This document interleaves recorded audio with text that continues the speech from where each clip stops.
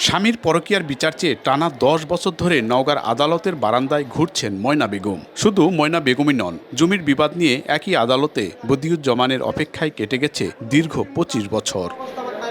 জেলায় আশঙ্কাজনক হারে বেড়েছে জমি সংক্রান্ত বিবাদ, দাম্পত্য কলহ, যৌতুক, নারী ও শিশু নির্যাতন এবং অর্থ ঋণের মামলা। কিন্তু নতুন মামলা দায়েরের তুলনায় নিষ্পত্তির হার কম হওয়ায় প্রতিদিনই তৈরি হচ্ছে মামলা জট। বহুদিন থেকে ঘুরতেছি, আমার মামলা নিষ্পত্তি হচ্ছে না। পায়ের তলা মাটি ক্ষয়ে গেছে কুটে ঘুরতে ঘুরতে, আর কত কুটে ঘুরবো, কোনো বিচার পাচ্ছি না। 10 সাল থেকে 26 সাল পর্যন্ত আমি হয়েছে, এর কোনো আমি সুরাহা পাইনি এবং কোনো রায় আমার হয়নি। তাড়াতাড়ি মামলাগুলো নিষ্পত্তি হলে আমি একটু খুশি হইতাম। জেলা ও দায়রা জজ আদালতের 11টি বিচারিক পদের বিপরীতে বর্তমানে দায়িত্বে আছেন 9 জন, আর চিফ জুডিশিয়াল ম্যাজিস্ট্রেট কোর্টের 13টি পদের মধ্যে কর্মরত 10 জন। আইনজীবীরা বলছেন, একদিকে বিচারক সংকট, অন্যদিকে মামলা নিষ্পত্তির ধীর গতিতে তৈরি হচ্ছে এই দীর্ঘ জট।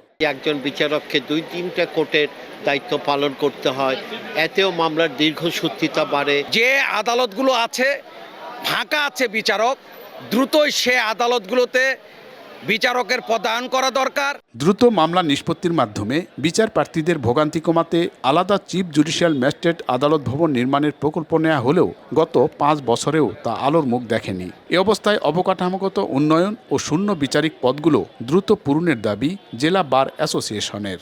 এইখানে জুডিশিয়াল বিল্ডিং দরকার, এখানে বিচারক দরকার, আইনজীবীদের বসার একটা জায়গা দরকার। 15 বছর 20 বছর আগেকার মামলাগুলো আছে, সেই মামলাগুলো আমরা এই সাক্ষীদের নিয়ে আসে সেগুলো তাড়াতাড়ি নিষ্পত্তি করার আমরা চেষ্টা করি।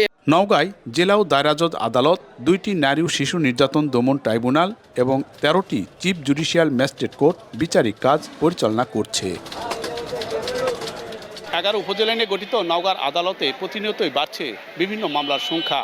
আদালত সূত্র বলছে, এই মুহূর্তে নওগাঁর আদালতে দেওয়ানি, ফৌজদারি এবং নারী শিশু সংক্রান্ত মামলা 64,084টি বিচারাধীন রয়েছে। নওগাঁর আদালত চত্বর থেকে এম আর রকি, সময় সংবাদ।